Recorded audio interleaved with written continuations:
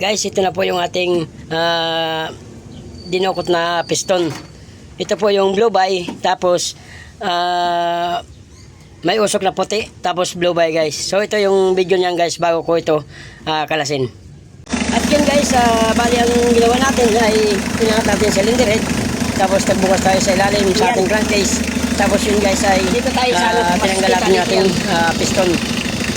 Tapos ito guys ang nangyari sa kanya. Ito po yung ating pinalitan dahil po sa blue by na yun. Bali piston rin lang po guys yung pinalitan ko dito.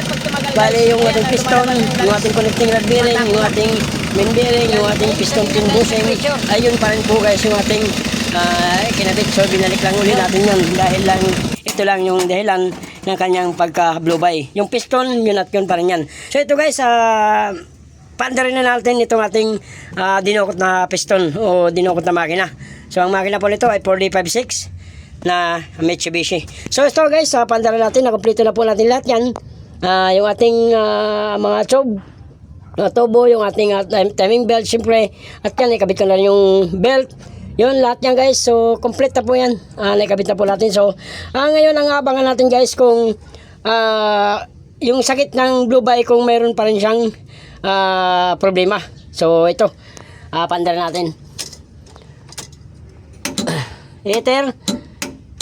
Ayan po, sa mga hindi po nakakalam sa ganitong L300 o kahit ano, basta diesel engine, meron pong ganito yan. Ang diskarte kung dito ako kumuha ng heater yan.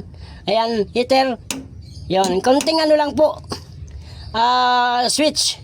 Meron pong wire yan para sa heater. Yung iba po naglalagay pa po dito ng push button, pero sa akin dito na lang po yan. Ayan po. Yun. So yung hindi po nakakalam, pwede po nyo pong gawin to. So ayan, naka-heater yan. Start natin. Yun. So yun guys, mabangan natin yan guys yung kanyang blue by kung mayroon pa rin.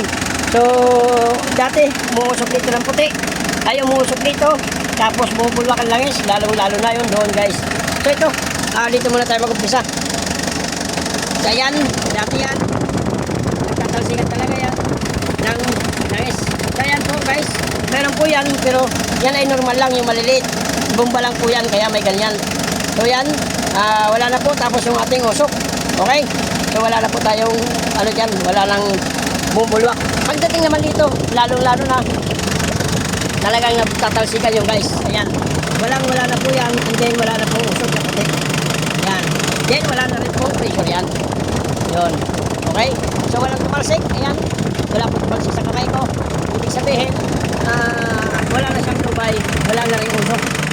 Ayan, wala ang pressure yan, ibig sabihin pagkaganyan guys. So yun, ang ating ginawa na 4D56. Yan, napakaganda na ng kanyang andar, wala nang talsik. Meron yan talsik, pero normal lang yun, yung ganyan na maliliit na kulay itim na langis, na maliliit lang, normal lang po yan kasi yan bumpa.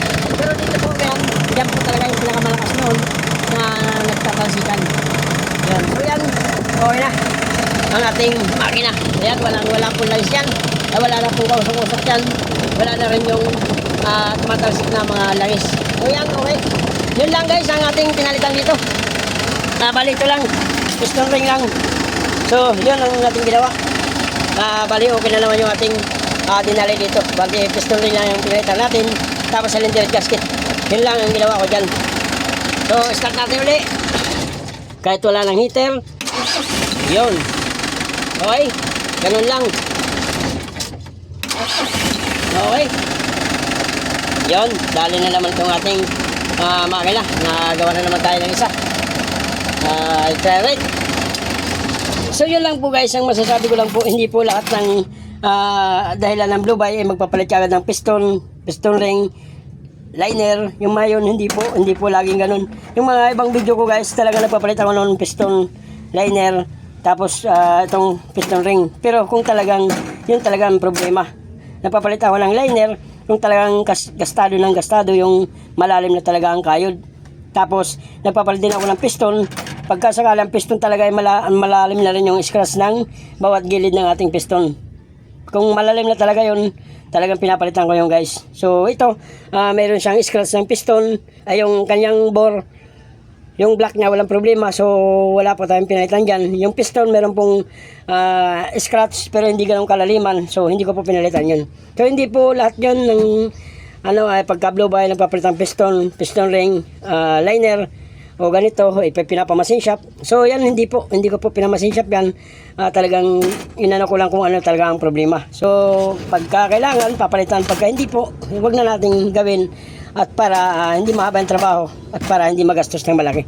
So yun guys, ito na naman yung aking nalali. Nakagawa na naman ako ng isang makina na 456 ganitong ano.